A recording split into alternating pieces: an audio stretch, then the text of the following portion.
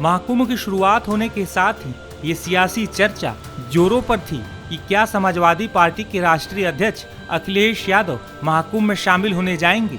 हालांकि आज अखिलेश यादव लखनऊ से प्रयागराज एयरपोर्ट पहुंचे। इसके बाद अखिलेश यादव महाकुंभ में पहुंचे। इस दौरान उनके साथ समाजवादी पार्टी के कई नेता भी मौजूद रहे। बता दें कि अखिलेश यादव ने संगम में डुबकी लगाई।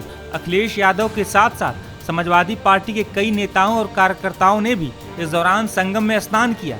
अखिलेश यादव को चारों तरफ से सपा नेताओं ने घेरा हुआ था। वहीं सुरक्षा का घेरा बनाकर पुलिस के जवान भी तैनात थे। संगम में स्नान करने के बाद अखिलेश यादव ने कहा कि मैंने 11 डुबकी लगाई है। इसके साथ ही उन्होंने यूपी के मुख्यमंत्री योगी आदित्यनाथ से जुड़े सवालों के साथ साथ और भी कई सवालों के जवाब दिए। गणतंत्र दिवस के शुभ अवसर पर आज मैं संगम में महाकुंभ में शामिल होने आया हूं। महाकुंभ में शामिल होने आया हूं। हमारी कामना है कि जनता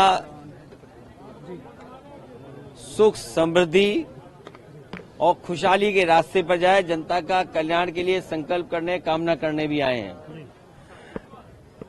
जहां ये कुंभ, जिस स्थान पर संगम है, 3 नदियां मिलती हैं, गंगा, यमुना, सरस्वती। हमारी यही कामना है कि सौहार्द, सद्भावना और सहनशीलता बनी रहे। महाकुंभ के आयोजन में ये पौराणिक है कि बिना बुलाए और अपने आप सब लोग आते हैं। अपनी व्यक्तिगत आस्था है उनकी सबकी। आज हमें भी मौका मिला है। मैं आज महाकुंभ में स्नान कर करके जा रहा हूं। मैंने 11 डुबकी लगाई हैं। सर, संकल्प योगी जी ने कहा यूपी का बंटवारा नहीं होना चाहिए, क्या कहेंगे आप? देखिए, बंटवारे और नकारात्मक राजनीति के लिए जगह नहीं है। आज कुंभ का तो यही संदेश होना चाहिए, सकारात्मक संदेश होना चाहिए। और आज के दिन यही संकल्प हो कि जब कभी भी हमें याद आए कुंभ, तो हमें सौहार्द, सद्भावना और सहनशीलता हमेशा बनी रहे।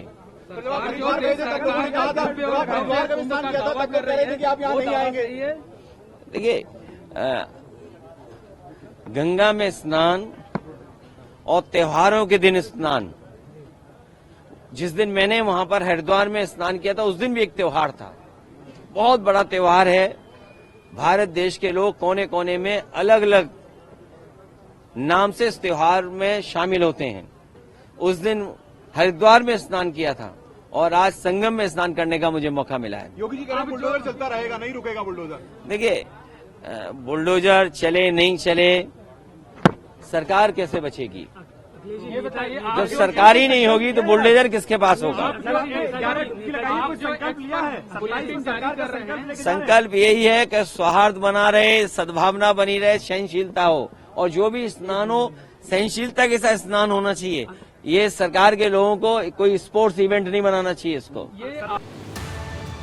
इस दौरान अखिलेश यादव ने महाकुंभ के आयोजन का जिक्र करते हुए कहा कि हमारी सरकार के दौरान भी कम संसाधनों के बावजूद कुंभ का आयोजन कराया गया था।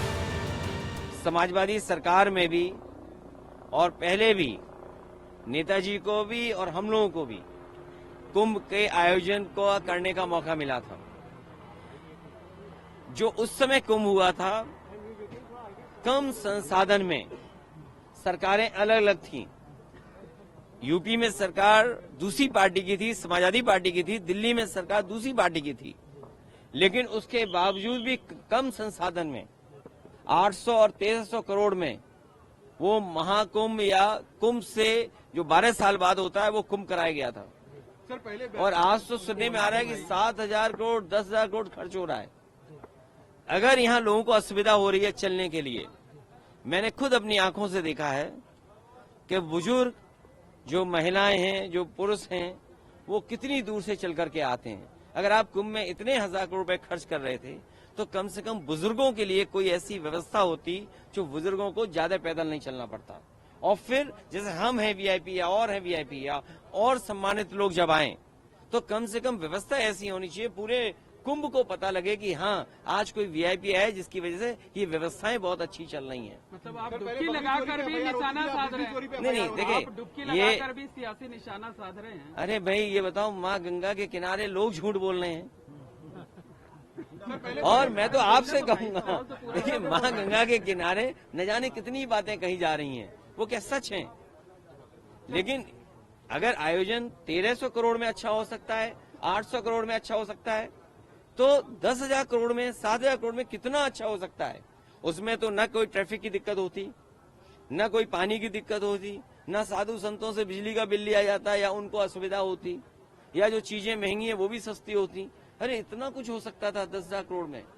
और फिर तो दिल्ली की सरकार भी उनकी है और वो भी अर्थव्यवस्था कहाँ पहुंच रही है, तो 10,000 करोड़ और मांगने चाहिए। हमारी मांग है उत्तर प्रदेश सरकार को दिल्ली सरकार 10,000 करोड़ और रुपए दे, जिससे हाँ महाकुंभ के आयोजन के लिए, जिससे यहाँ की ट्रैफिक व्यवस्था अच्छी हो, बुजुर्ग हों, महिलाएं हों, बच्चे हों, उनको बहुत दूर से अपने सर पर, अपने कंधे पर सामान रख करके न लाना पड़े, कोई सुविधा हो जिससे यहीं पर आ जाएं। और साथ ही साथ दिल्ली सरकार जहाँ बजट दे 10,000 करोड़, और वहीं ये जो किला है वो भी उत्तर प्रदेश सरकार को दे दे, क्योंकि यहाँ परंपरा ये है कि लोग दान कर करके जाएं। महादानी सम्राट हर्षवर्धन जो हमारा रिटर्न डॉक्यूमेंट है, जहां हमें पौराणिक महाकुंभ के बारे में या कुंभ के बारे में जानकारी मिलती है, वो सम्राट हर्षवर्धन से जुड़ी हुई मिलती है। वो यहाँ दान करने आते थे, पुण्य के लिए आते थे। हम भी आज आए हैं, डुबकी लगाए हैं, सौहार्द हो, सद्भावना हो, सहनशीलता बनी रहे, लोगों की खुशहाली हो, जनता का कल्याण हो, हमारा देश तरक्की करे, समाज आगे बढ़े, हमारा गणतंत्र मजबूत हो, ये सब चीजों को लेकर के यहाँ पर नेताजी की जो मूर्ति लगाई गई है वहाँ पूजा हो रही है और तमाम संत महात्मा उस पर सवाल उठा रहे हैं। देखिए नेताजी की प्रतिमा लगाने के लिए मैं बधाई देना चाहता हूँ और सरकार से कहूंगा कि सभी साधु संतों की उतनी ही तस्वीर लगे जितनी सरकार ने अपनी तस्वीर लगाई है। सर योगी जी ने कहा है कि 2024 में इंडी गठबंधन ने विदेशी पैसों का दुष्प्रचार किया, तभी वो इतनी सीटें पा पाए। समाजवादी पार्टी ने कोई गलत प्रचार नहीं किया।